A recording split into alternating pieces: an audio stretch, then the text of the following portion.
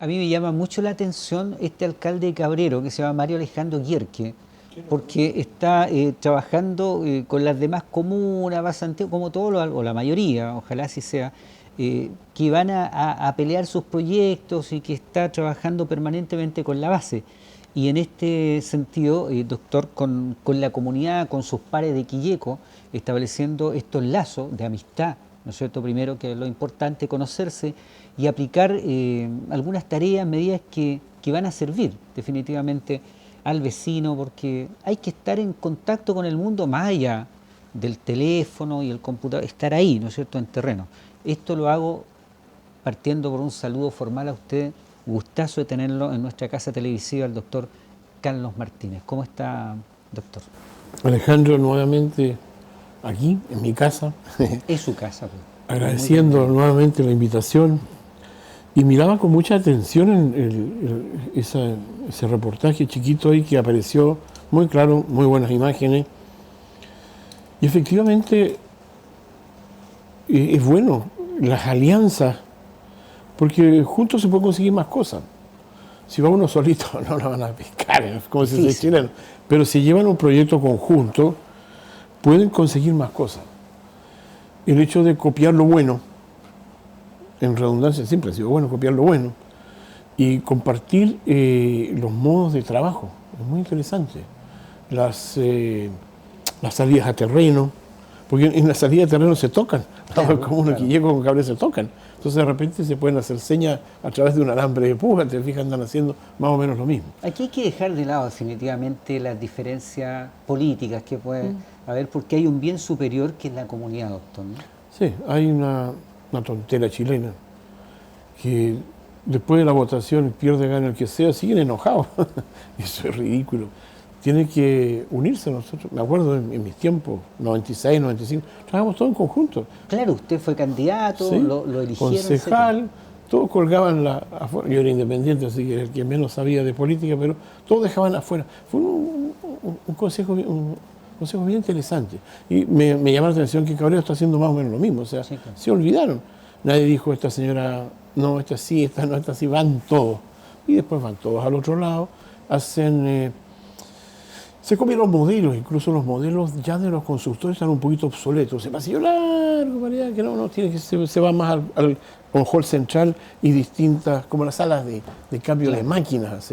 Las salas de máquinas que guardan, todos llegan al centro. Entonces es bueno también intensificar, porque estamos atrasados, en salud estamos muy atrasados. Mira cómo ha avanzado la internet. Hoy día es más fácil a veces preguntarle al doctor Google en los campos qué es lo que tengo, que pegarse una hora para allá, esperar 3 horas que lo atiendan. Cuando va caminando va viendo el celular y va viendo lo que tiene.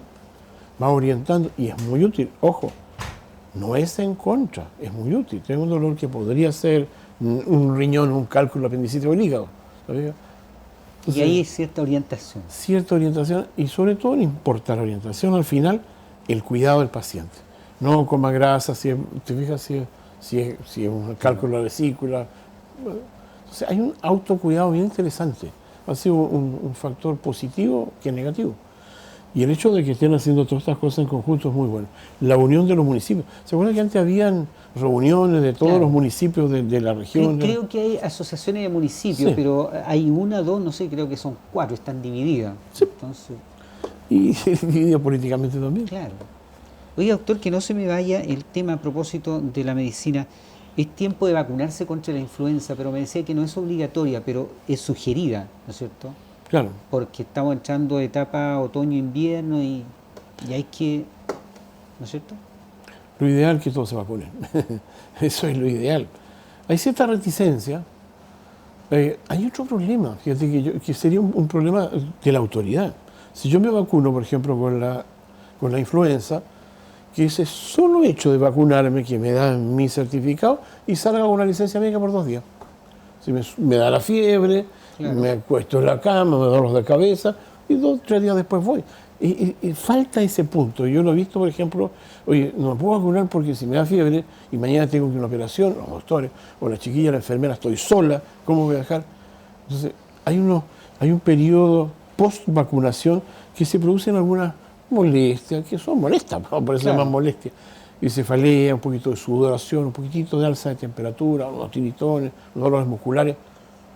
Entonces ahí el doctor de las ideas, ¿cierto? De las Oye, buenas de ideas. las buenas ideas, por favor, se vacuna y le damos papelito que usted repose, si quiere, pero que no sea tampoco una cosa obligada.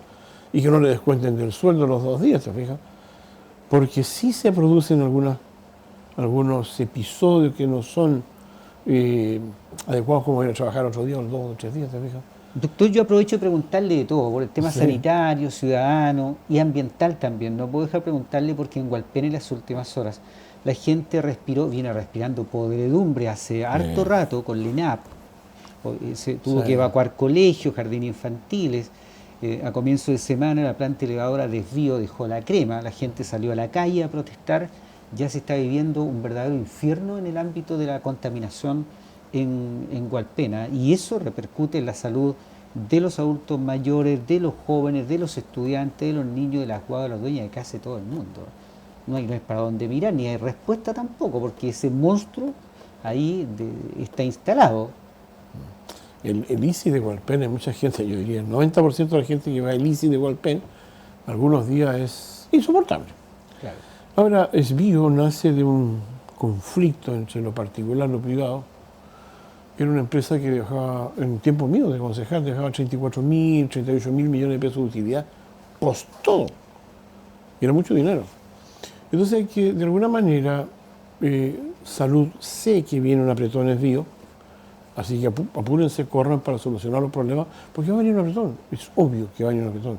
Entonces hay que invertir parte de los recursos de utilidad, hay que reinvertir, que también tiene ventajas tributarias, ojo. Entonces hay que sellar, todos estos depósitos también generan gas que no se ocupa, entonces no pueden tirar al ambiente. También generan barros que hay que llevarlo a alguna parte, pero ahí quedan, ¿te fijas? Y la otra cosa que podría hacer Esbío, ojo, pongan atención Esbío, hacer un segundo depósito más lejano. Bombeo a este que está ahí y bombeamos al que sigue. Entonces ponemos otro cerca del mar, donde sí podamos decir, bueno, ya hubo una modificación. Y existen, ojo también que existen varias cápsulas de bacterias que se venden, hay que comprarlas por favor. Usted le pone los pozos sépticos, le pone listo, y se acabó el olor. Le pone a los tanques de desvío, claro, no van a echar uno, tiene que echarle 100 y se acabó el olor, ¿te fijas? Entonces hay empresas que podrían dar servicio, pero ¿por qué? Cómprenlo directo, hombre. Compren directo los productos, se le coloca ahí, como las plantas cloradoras domésticas, que tiene una bomba que toma el agua y toma una bombita chiquitita que le va poniendo cloro. Tiene 1 litro de cloro y un tambor enorme, no sé, o un riachuelo. Parte esta, que pasa 100 litros por minuto, y el de cloro le va agregando 1 centímetro cúbico por minuto. Y el resultado es 2.5 partes por millón de agua clorada, ¿te fijas? Entonces, Esbío tiene que mejorar. Sé que viene un apretón, corran, porque les va a pillar la máquina, porque es mucho tiempo ya. Mucho tiempo que estaba con problemas. Y la gente se va. Van a empezar las demandas. O sea, pues lógico. Por otro punto más que se les escapa. Hoy día se están haciendo exámenes de COVID en las deposiciones. Le hace una muestra de las deposiciones en la basenica, le toma una muestra y dice, ¿tiene o no tiene COVID? ¿Y qué pasa con los vapores? Los virus se generan corrientes de aire ascendente, bueno, y de repente dice, bueno, ¿cómo esta gente, todos los que fueron tal día a tal parte se infectaron todos con COVID? Porque no está en el sistema de protección de la comunidad que pasa. Entonces también está ese problema de estudiar. Es hipotético, pero es cierto, o sea, se hace hoy día, los médicos ya el control lo están haciendo, no volverle a meter la cosa para adentro, volver a pagar 100 y tantos mil pesos, toma la muestra, PCR. Mira qué fácil, qué barato, contra 200 y tantos, contra 15.000 pesos. Entonces, usted ya sacó la bacteria ¿no es cierto? O sacó la cuestión. O sea, hay varias cosas de PCR y cuestiones raras hoy día de varias enfermedades. Pero todo este enredo, digamos, que cuesta entenderlo un poco, tiene mucho que ver con que de repente una persona en un taxibús, como lo hemos conversado, puede contaminar a 1, 2, a 3 o 4. ¿Te fijas? También no se sabe ¿cuál es la repercusión que puede tener todos estos vapores, todas estas emanaciones en la salud? No se ha hecho público en realidad, porque sí hay trabajo al respecto. Hay que tomar las medidas del caso. Ahora, cuando uno está cocinando algo y sale mal olor, ¿qué es lo que hace? Después lo tapa. Sí, claro. ¿No es cierto? Sí, claro. No se está cocinando algo que puede dejar la casa pasar, después lo tapa. Pongan una tapa a los estanques. Que simple, que es más barato y que más Oye, económico. doctor, bueno, frente a tanto tema diverso que que está pasando, que atraviesa el ambiente, hay uno que dice relación con su profesión de médico. Ah, sí. ¿Ah? Hubo dos profesionales que se agarraron en el hospital de Coronel, ¿no es cierto? Estamos hablando de dos profesionales médicos que se salieron de madre, ¿no es cierto? Porque había pacientes que fueron testigos de un hecho bastante lamentable, Sí. porque estamos hablando de profesionales de medicina respetados y que cayeron detenidos yendo al cuartel policial, en un tribunal. Sí. El estrés, yo no sé si lo atribuye al estrés o a diferencias profesionales, algo pasó ahí.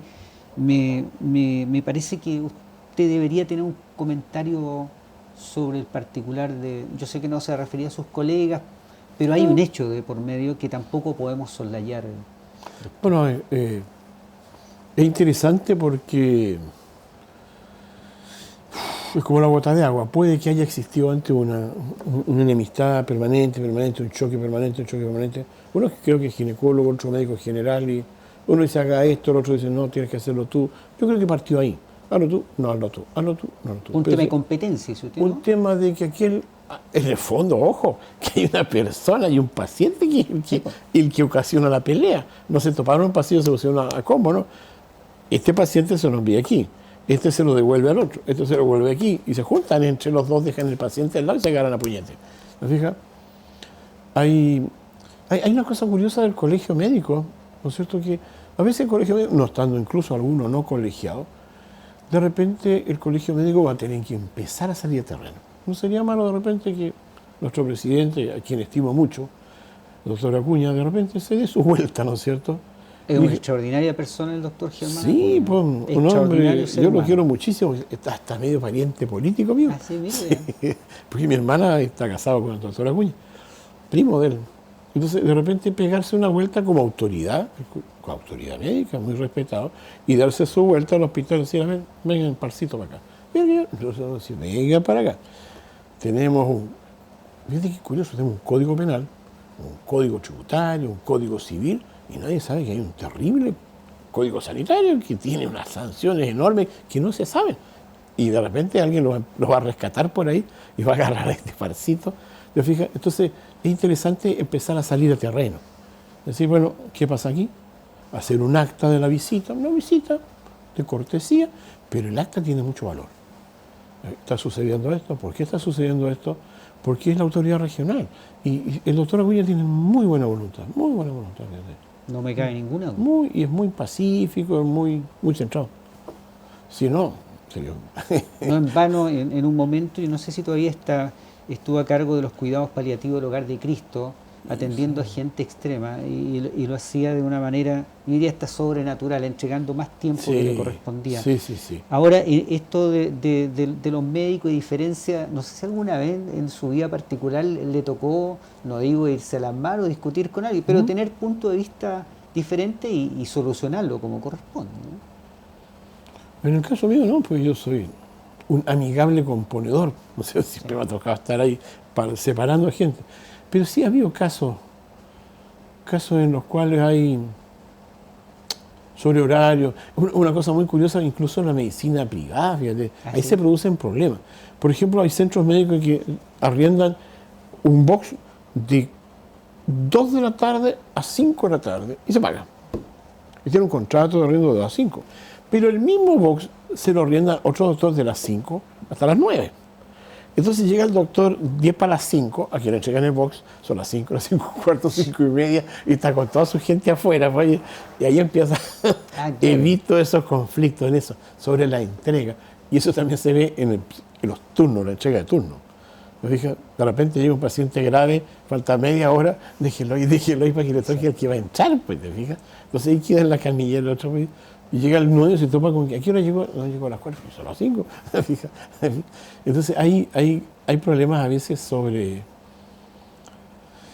que son problemas menores en realidad, la tremenda complejidad de todo. Doméstico, ¿no? Sí, son cosas domésticas.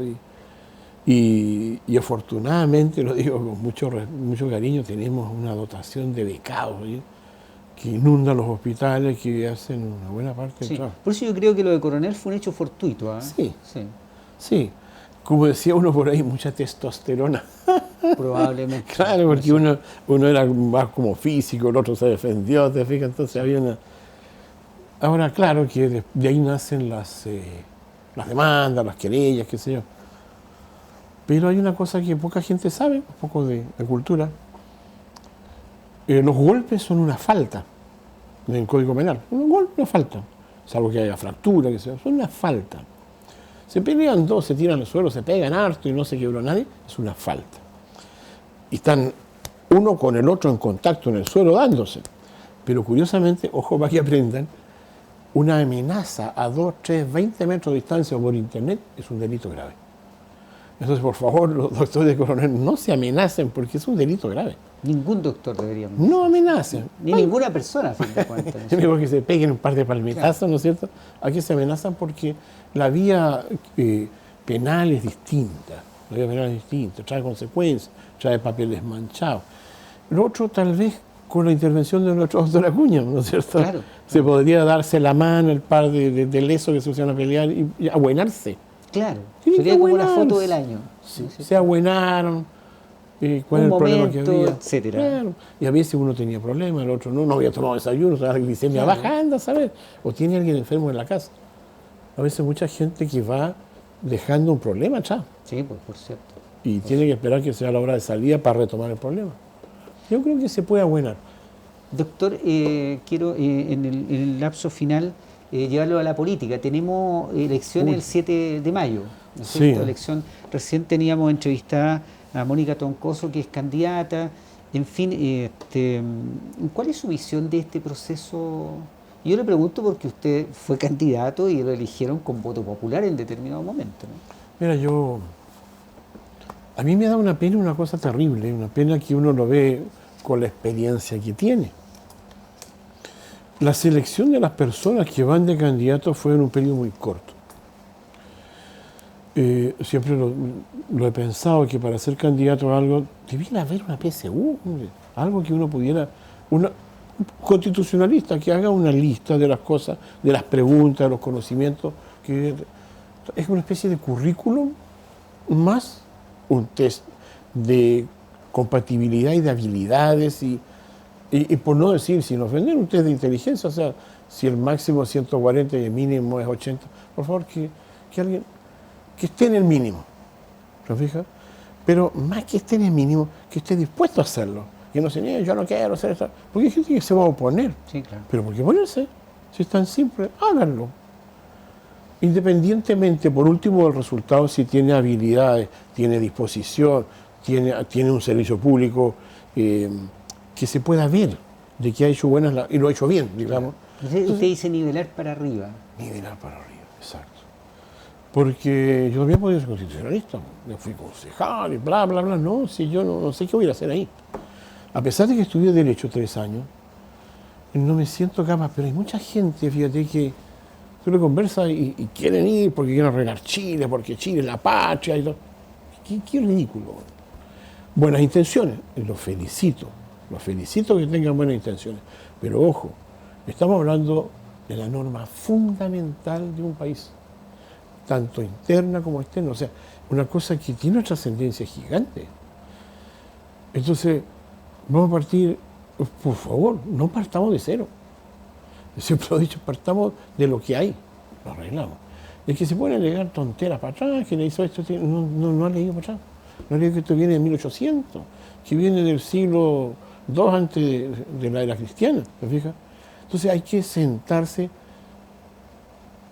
y olvidarse. Pongámonos a trabajar. Y que tiene ciertas, por ejemplo, yo no me gusta esta cuestión. Explíquenlo. Vamos al artículo 30, el artículo lo encuentro injusto, por tal, y presenta la evidencia. ¿Por qué? Atendibles razones. ¿Cómo lo arreglamos? Entre todos. Y lo arreglamos. Y pasamos al 31. Y te lo eliminamos. Ya. Lo votamos, lo eliminamos. Pero elimínalo para que norme la paz en esta cuestión. Es mi opinión. Yo felicito a la gente que se presenta de candidato porque sé que tienen buena intención, ¿no es cierto? Pero la idea de la Constitución nueva, eso no es nuestro, eso lo importamos. Lo importamos porque los presidentes, nótese, tuvimos Erwin, Frei, Lago, Bachelet, 5 de centro-izquierda y 2 pajaritos nomás de derecha. Pero las modificaciones que hicieron estos 5 fueron una tras otra, marcada y crearon diferencias, introdujeron modificaciones, hicieron muchas cosas muy buenas. ¿No fija?